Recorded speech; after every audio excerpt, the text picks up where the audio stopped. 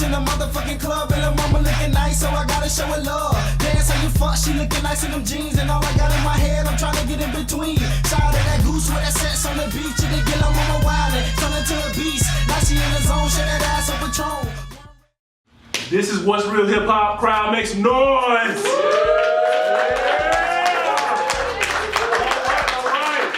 I am so amped for this episode because there are things that people don't discuss when it comes to the entertainment industry. A lot of people get all hyped about, man, that was fire. Oh, how you gonna make money? Do you have a marketing plan? That's what we're gonna discuss on this episode of What's Real Hip Hop.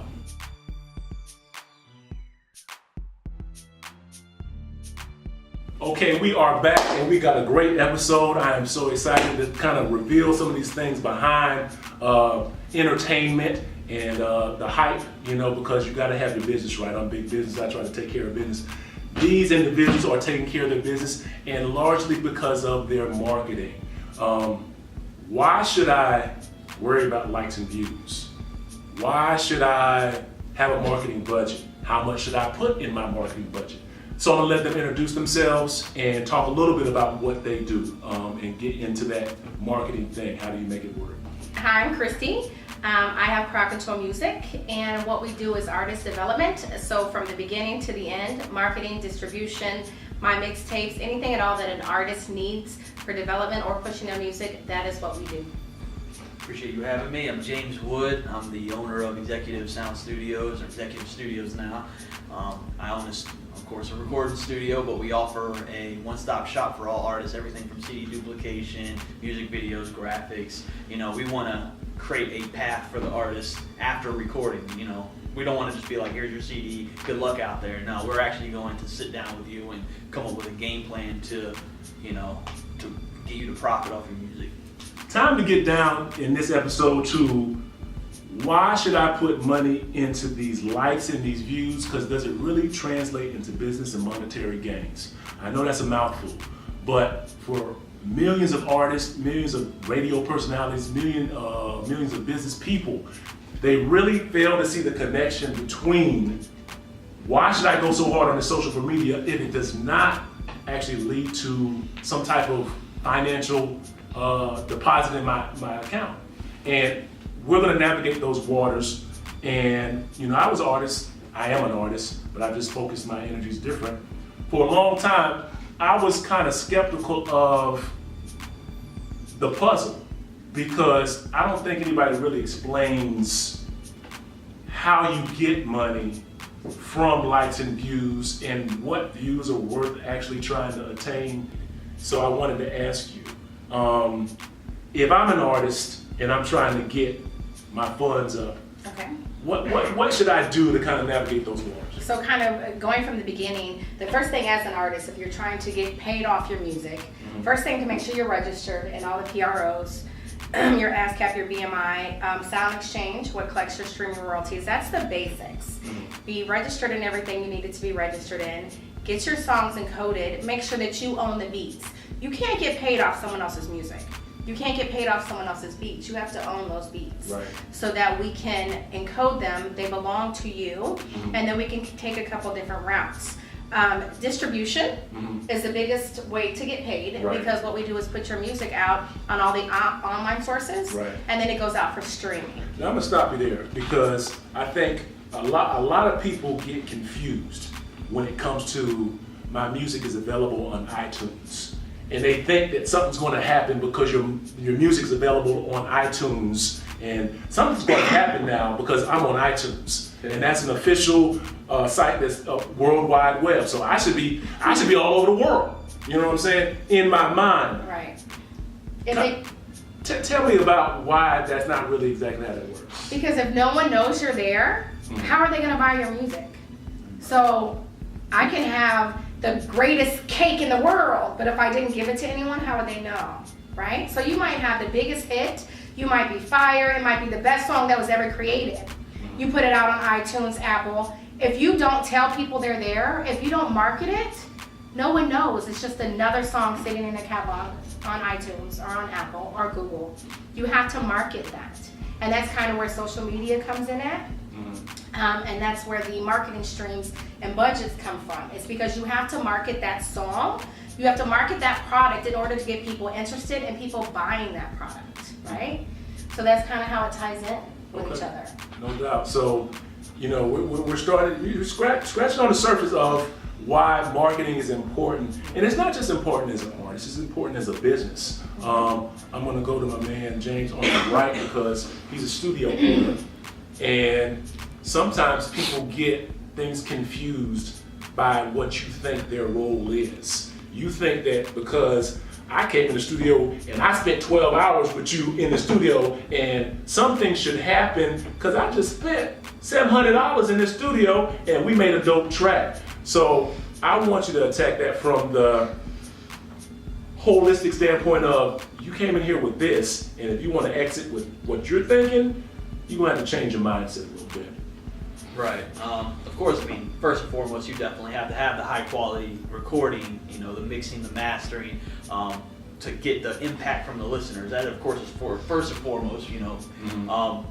But yeah, you're right. I mean, I'm not going to be one of those type of studios that you come here, you spend a lot of money with me, and I'm patting you on your back and saying, hey, good luck out there, you know, I hope you do good. No, that's why we set this, the whole one-stop shop in trying to help the artists in different avenues, and that's why, you know, our partner up here, Christy, takes care of all the streaming, the marketing. That's where she specializes. Me, as far as I'm just gonna, as a business owner, I'm gonna put the key players together to help. Basically, I'm gonna create a team for the artists. We're pretty much running it as a label without, you know, us being the actual investors. Because hey, if I could invest in all the artists, I would love to. And I want to stop you for a second because you said a key word when you said investment. Because a lot of people don't have any idea of how much they really need to invest to have realistic goals for their budget that they've set aside to do whatever they're setting out to do. You work together as a team, and not that you can say exactly with the specifics, but there's things that people don't know. What kind of, if you want radio, what kind of budget is that going to take? If you want a high quality video and want it actually to reach people at radio stations, what kind of budget do you need to have from a marketing standpoint? Y'all can kind of collaborate on that one because I know you work together. You know, you the peanut butter, she the butter, she's the jelly. Whatever you want to say, you got to make that sandwich happen. But you got to have that what? Bread. You got to have that bread. You do need to have a budget. You do need to have a budget, especially for marketing. Like for streaming. Let's start with streaming first. So with streaming is the #1 way to make revenue in the music industry right now, right? In the last year, revenue from streaming has went up 57%. That is a huge gap, right? We have a lot of different avenues or platforms that you can stream on. The biggest ones being Spotify, Apple, iTunes, Tidal. They all pay per streams, right? So it's me saying like you made this hit record, but if you're not marketing that song's on Spotify, how are they gonna know?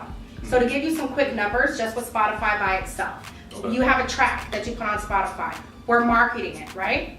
With Spotify, it takes about a 4-month period to get at 1 million views with marketing.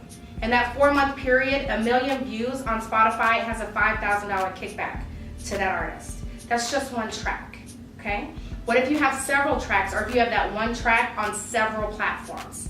Not just Spotify, and not to mention Amazon is starting their own subscription, as well as Pandora, which means they're gonna pay the artist more.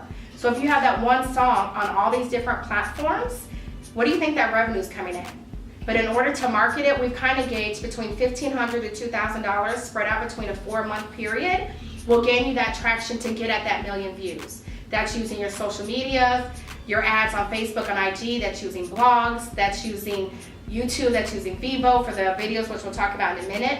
But there's a lot of different ways that you boost those organic views. You can't use bots, because there's people that you can pay to boost your views, but they're bots. Bots won't pay out. Spotify will actually kick you off if you're using bots. So roughly, between $1,500 to $2,000 just on your streaming marketing gains you about 1 million views in about a 4-month period, which has, like I said, a $5,000 kickback. And that's just on audio, MP3. When you go to videos, it's more. Okay. Videos, go ahead. And I gotta stop. I know y'all didn't catch all that. So the beautiful thing about video, you can back this up and get the information that you need, you know, in reference to Spotify being one of the leading things. There's a reason that Jay-Z goes platinum when he drops within the first week. And it's not because people are buying things, okay? It may have to do with the views and how many views actually equals an album track. You need to know the equation. These are the types of things that you need to know to get that monetary gain that you're looking for. It does start with marketing, and it does start with being registered. You have to have your music registered to get paid. So as you started with the BMI, ASCAP, it doesn't just stop there. You're going to have that marketing, and you're going to have to be working with a studio that knows the key players like Christy, so she can work for you to get those views and to get that momentum to go to a different level. James, I wanted to come to you because she's kind of laid the foundation groundwork about these are the things that are happening in the industry now. From a studio standpoint, I want you to kind of talk about what you're doing and how some of the artists that you're working with are using these marketing tools to get to that next level. So you name drop a little bit, but you don't, or maybe experience drop. You know what I mean? Well, you know, I definitely work with a lot of major artists, and I've talked to them, and I talked to them about actually the radio. You know, that's one of the questions, like what does it take to have a successful national radio campaign? And scary number, but he said about $250 to $300 grand. That's what they're spending, him and his label, are to get a record nationwide. Of course, radio is very tough to break into, and they work very close with labels, and they kind of are gatekeepers trying to keep everyone out. But that's the beautiful thing about streaming, and that's how I'm noticing a lot of artists are blowing up. Right. Is through the streaming, you know, the SoundClouds, the Spotifys. Right now, we're digging into the video side of things. Right now, working with Vivo, you know, and getting that tied in with YouTube. So, you know, of course, they pay a lot more than YouTube. So, that's of course a big thing. And when, you know, me being a studio owner, what I'm starting to see a lot is the artists that are creating the waves. They do have a huge social media following as well. That's something very big. I do notice, like, whenever they're in the studio, they go live for a little bit. They don't release their whole song on Facebook Live or anything like that, but they give people the sneak peeks and they promote it. They get, of course, other people to share their links. I've had an artist that came in and did a live, and I mean, within about like 20 minutes, had 1,200 people watching live. So it'd be funny. I could crack a joke and like 50 people would immediately, you know, write and quote me with the little emoji laughing things. You know what I'm saying? When I'm making fun of him when he messes up. But stuff like that, like building an authentic fan base that will follow your every move. That's huge. I mean, because once you have a fan base, you don't have to be the biggest artist in the world, but they will support you enough to where you don't have to have a 9-to-5 job. You can just do music full time because they're buying not only your records, but they're buying your merchandise and everything else. So, because I think that sometimes we get so caught up in social media that we really don't focus on what's really important, and that's the talent. But it's the climate that we live in. We're based on stats now. We really are. It's like, are they moving? Are they moving units? Are they getting views? Are you registered? And do you? In hip hop, I'm sorry, it's changed. The paradigm has changed. Do you look like you're real, or do you look like you should make it? And likes. So you're not getting paid for likes. But when people go and look at your IG profile, they look at your Facebook profile, they see how many followers you have, the little blue check. All of our clients that come in want that blue check on IG, that you're verified. So it kind of, when people look and you have all these followers, or you put a song out and it has all these likes on it, it makes people pay attention. Like they want to click on it and listen. So if you market your Facebook correctly, like we talked about Spotify, like you have a song on Spotify. If you put that Spotify link on your Facebook, you have all these fans. Not only are you getting the likes on Facebook, so it's visible to other people, but they're clicking on that Spotify link, which also counts as a stream. You can also do Facebook stories, which is an insider trick. You can do Facebook stories, embed your Spotify link in the Facebook story, so it counts as 2 spins or streams on Spotify. I love that. There's ways to do that. Okay. Websites. On my website, on my artists, they have their YouTube and their Vivo videos on there, Right. but when you click on their link, it counts as 2 because I have a video at the top, the same video embedded at the bottom. It counts as 2 hits. So anytime you even click on that page, it's getting their views up organically. So that's how you can use social media to your benefit. Likes does count. I mean, it's not going to pay you, but it's going to make people pay attention to you. But if you market your music correctly using Facebook, or even IG now has the IG ads. Just like Facebook has the ads, IG has the ads now. But you have to know how to create those ads. There's a certain way to create it and hit target markets to boost those views up. Which if you embed, like I said, your streaming sites, it also is going to help your sales there as well. Right, no doubt. Hey, I feel like I need to ask some questions about the show. How do I get these views up? I mean, it's a situation where I know for a long time I was focused on quality content. That was king to me. As I said, I got quality content. I say that's the beginning, and then I thought something would happen from that. And I'll just be honest, I wasn't sure, so I doubted how to market. So I value the information that y'all are bringing from a marketing standpoint, studio, and social media, and how you use that to get paid. There's a lot of people who are not getting paid who have a following on social media, and you need to get official. You need to get official, and you need to figure out how to get those double hits on those views and things of that nature. And make sure they're registered in the correct places. I mean, I know for when I came to Tampa, one of the reasons that I started with Crowd Control is because I seen that there was a lot of things lacking in this area, and a lot of it was the business knowledge. I mean, everyone was an artist, but they were just making music. They were not in PROs, they were not registered, they were just making music, which is cool. People have their passion, but if you're looking to make money off your music, then you have to do those avenues. When it comes to streaming, I was really surprised that a lot of artists didn't know about Sound Exchange. You can't collect your streaming royalties off BMI or ASCAP, even if you're on a distribution for hard sales like Apple or iTunes. That doesn't collect your streaming. You have to be registered with like Sound Exchange for them to get your streaming percents, and a lot of people don't know that. So you're missing a big chunk of money. In fact, in Sound Exchange, you can go Google your name, you go into Sound Exchange, and they'll tell you if they have uncollected money from you that you haven't collected yet. And it's a crazy list of people that don't even know that they have money there. So we're kind of getting into basically from the different standpoints, kind of the ABCs of marketing from different standpoints, from the studio perspective and the social media aspect as well. So James, I wanted to come to you about basically how do you bridge that gap between I'm a local artist who has a hot song to I'm kind of popular within a 75-mile radius of my city, which basically in this case would probably be Central Florida. Well, if you want to get outside 75-mile radius, you actually have to get outside the 75-mile radius. You can't just sit at home and expect it to happen on your own. Face to face and being live in person is always going to have a bigger impact, with your fans than just, through Facebook or Instagram.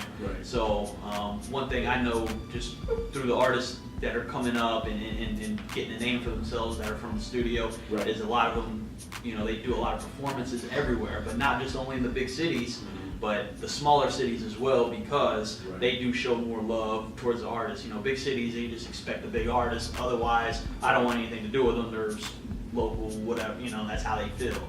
But the smaller cities, they just like, oh man, this song is awesome, They're not used to seeing the big artists come to town. So if you can put on a good show, they'll treat you like a big artist. So that's definitely something I've noticed. And of course, you got to get outside your state. We had a rival here earlier who, did the reach out to a fan in all 50 states. Stuff like that is like, that's kind of a lost art. You got to do stuff like that. I know back in the day they used to sell records out the back of their trunk and just go from city to city. And of course, everyone's kind of getting lazier because of the social media. They feel like they don't have to do it. But hey man, if you sell 100,000 CDs out the back of your trunk for $10 a piece, I think truly the internet made people lazy. People can look at it, but then nobody figured out how to make money from it. So they're like, that's been looked at that many times and I ain't got no money in my pocket. I don't really know how this works. So Christy, I'm so glad you came because you touched on several things, and even during the break, a lot of knowledge you shared should have came to the show. You just heard some of that stuff. But it's like, okay, now we're starting to put together the puzzle of how do we monetize these views? What are the best sites to get paid the most off of? These are the tools that people need to actually get a following and actually establish a movement and really take it to a different level. So from the marketing standpoint of this is what you need to do to start really getting paid, what would you say would be the keys? So from a marketing standpoint, you have to think about what your revenue streams are. You have your MP4s, what's your videos, you have your MP3s, what are your audios, you have your streaming, then you have your merchandise and product rotation. So those are 4 things as an artist that you need to make sure that you have marketing money behind if you're trying to promote yourself. We talked about the streaming and the online distribution for your MP3s. There's a lot of distribution sites now. We spoke of Vevo or YouTube. iTunes has one as well, and there's one called Music Hub as well that can market your videos at. We do have like MTV and BET. It's not a placement, but it puts you in front of them and they choose whether to take it or not. So there's different avenues that you can go. And then of course your merchandise. Merchandise has changed a lot. And of course your shirts, your hats, your cups. Your CDs, I know that we print the CDs as well, and now we're also going towards download cards. Think about the cards today, they don't even have CD players, right? A lot of them only have Bluetooth, so we're going to download cards, which is kind of a website that houses your music. It's a one download code on the back. It's kind of cheaper than the CDs, plus it's easier to travel with. Like if you're getting on a plane, you have a box of CDs, it's a pain in the butt to get on that airplane with that. So the download cards come in a box just like business cards. So those are the 4 aspects of marketing that you want to pay attention to. There's a lot of ways to do it, especially online with the internet. There's a lot of ways to market there, but you can't forget, like James was talking about, putting in the legwork. Not being that artist just sits at home on the computer all day. You have to make that face-to-face interaction. Pass out your download cards at your shows, promo. You're doing a show, have one song, your promo song. You're handing out a business card. Think about it, if you have a CD or if you have a big poster in your hand and you go to get a drink, what happens to it when you're at the bar? Do you remember to pick it up? If you're walking around and you want to turn up, can you turn up with all that stuff in your hand? When you have a download card, women, we're putting it in our purse, guys, you're putting it in your pockets. So the music is definitely taking a turn. We're trending in a different direction, and you have to keep up on that direction to be relevant and make sure that people are listening to you, and ultimately that you're getting paid for what you're doing, that you're making money off of what you love to do. That's great. So wonderful information. I'm glad that we can have both of you here.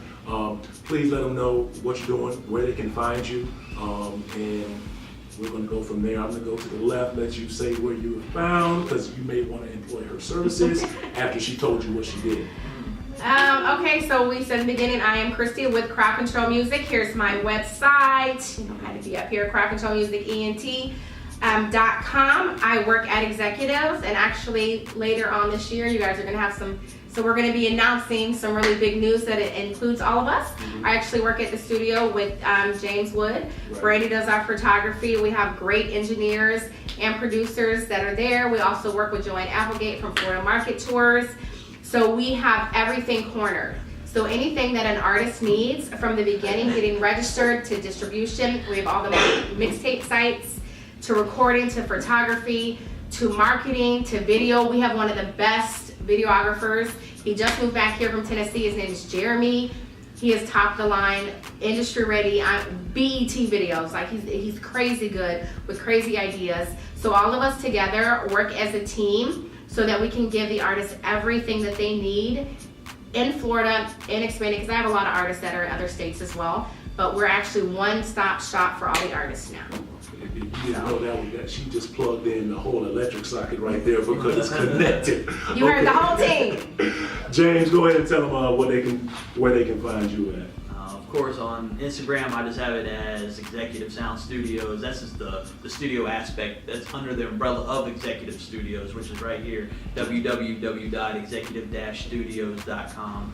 And like I said, we're a one-stop shop. We provide every service we can possibly can for the artist, and just make sure that, you know, we can get you to the top, because at the end of the day, man, my studio is only as good as the plaques that are hanging on the wall, and as good as the artists that are coming out of there, the music coming out of there. That's why we try to work with the best of the best and mean, we want to see this city blow up. So No doubt, and no that's the biggest, Yeah. you know, my biggest goal right now. Other than just trying to be just a good engineer, I'm not focused on myself being a business owner. I'm focused on the whole team as a whole. So you know, and shout out to all my engineers. You know, we just did our 855th session this year alone. Okay.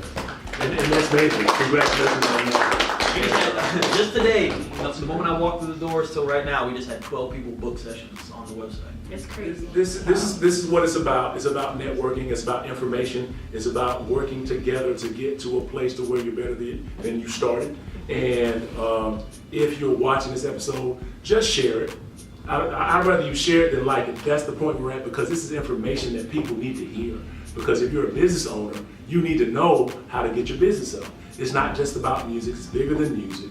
And I've always said it was about more than any vision that you have has to include people outside of yourself, or it's not worth having. I've always believed that, and y'all are doing big things, and I'm glad that y'all came on the show. Thank you for having us. Definitely, we'll stay in touch, and they're telling them about marketing, and this is what's real hip hop.